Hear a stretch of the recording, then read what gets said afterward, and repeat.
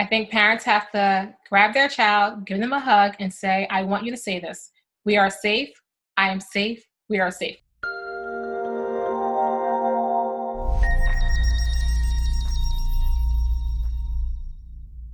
Marline, thank you so much for joining us today. Because of the COVID-19 global pandemic, families everywhere are increasingly under an enormous amount of strain on a number of fronts. Many families are struggling financially. What impact is that having on kids? So if the parents financially, their circumstances have changed tremendously just by being home and dealing with the pandemic, they may feel the effects of that if the parents have lost their job, and maybe perhaps for some children, they may feel like, is it my fault that they're not working? Am I the reason why they're home? How do you talk to kids about that when they see parents losing their jobs and they have to be home? Parents have to be honest with their children, have open communication, and allow the child or children that are in the home to ask questions. Create that safe space where they can ask you just about anything they need to know. For most children, they just want to make sure, okay, are we still going to have a roof over our head? Are we still going to have food to eat? And the food insecurity. You hear about long lines at the food banks that people who run them have said they've never seen that before. How do you talk about that specifically with kids as well? I think it's important to have a conversation to let them know the reason why food banks exist, and that maybe perhaps it's just temporary, that they need this. I think it's important for parents to just have their child be involved through the process and let them know, okay, we're going to go to this food bank and these are the items that we're going to receive. And maybe have your child be a part of the process too, so you can empower them. I have a 5-year-old and she's in kindergarten, and she's incredibly resilient. She has managed to kind of roll with the punches, if you will, and is happy and has not asked for her friends at all to see her friends. She's so happy that both of us are home and that she gets to spend time with us. And she's not showing any type of trauma. And she knows about COVID-19. She can tell you exactly in her 5-year-old brain what is coronavirus, why that is why she's home. When we go outside, we have to put a mask. She can tell you in detail. But what do we do once she starts asking questions? At some point, it's going to hit her, I think.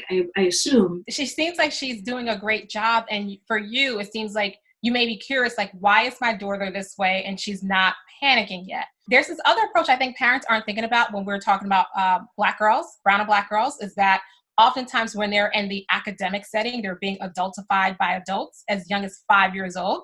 So sometimes by having them in the home environment, they may feel a little bit less stress, and they feel actually at ease because they're in their safe haven where they feel empowered, where they feel like their most authentic self. So for her being home, she may feel like, well, I'm in a safe environment. I'm good. I'm home with mommy. I'm good. I don't need to be outside. And considering the fact that she understands what COVID-19 is, she may feel like, well, I have to be home because right now this is going to be safer for me rather than being outside. What do you say to the different ages of children? Like a 5-year-old thinks very differently than a 10-year-old, clearly, and then a teenager. You definitely want it to be age appropriate, but I would say something simple, for a child that is under 5, like a 5-year-old or a 10-year-old, you can use something like M&Ms or jelly beans, and they have different colors. So you can have them pull a color out, and the color is red.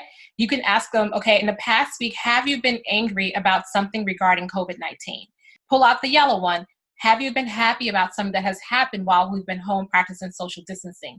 So you're allowing them to talk about their emotions, because oftentimes they don't know how to identify their emotions. But I think parents can talk to their teenagers a little bit differently than a 5-year-old. So letting them know as far as the facts that's out there, the information that's available. Let's talk about homeschooling for a minute. That has caused so much stress for so many parents and kids. Mm-hmm.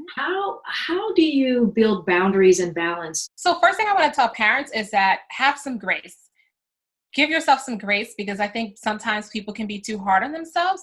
And also too, for parents to recognize that they're in the middle of a pandemic and their children are also in the middle of a pandemic. Create structure, create a schedule. Children need structure, especially if they are younger and they cannot do their work independently. If you have an older child who's 17, they may be able to do the work on their own. But if you have a 5-year-old, they're going to need your help with how to use a virtual platform to connect. What do you think this impact of this crisis will have long-term on the mental health of children? I think a lot of people are dealing with trauma, a lot of children. I think the long-term effect is going to be when we have to go back outside, perhaps that child may still have some sort of resistance to going outside because they may feel like, well, if I go outside, what is going to happen to me? Do I need to wear a mask? I'm scared to go out. And what if I contract some sort of virus? What should families be looking out for when we're talking about potentially long-term mental health issues for kids? You want to look out for somatic symptoms, such as like if they're having headaches, stomach aches, aches and pains anywhere that are abnormal. So things that you're not used to seeing. If you notice your child is restless, if you notice poor appetite, if you notice your child is hypervigilant or increased anxiety or shortness of breath, lack of attention, like they're not paying attention. So if you notice any changes in your child's behavior that is going on for at least a week or two, then it's important for you to, at that moment, reach out for help, contact a therapist.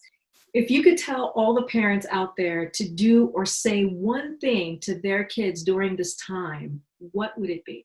We are safe. I think parents have to grab their child, give them a hug, and say, I want you to say this. We are safe. I am safe. We are safe. Like for the child to just say those words. Oh, thank you so much. Those are beautiful, beautiful words. And yes, we are safe. Marline, thank you so much for joining me today. Really appreciate your expertise and your knowledge.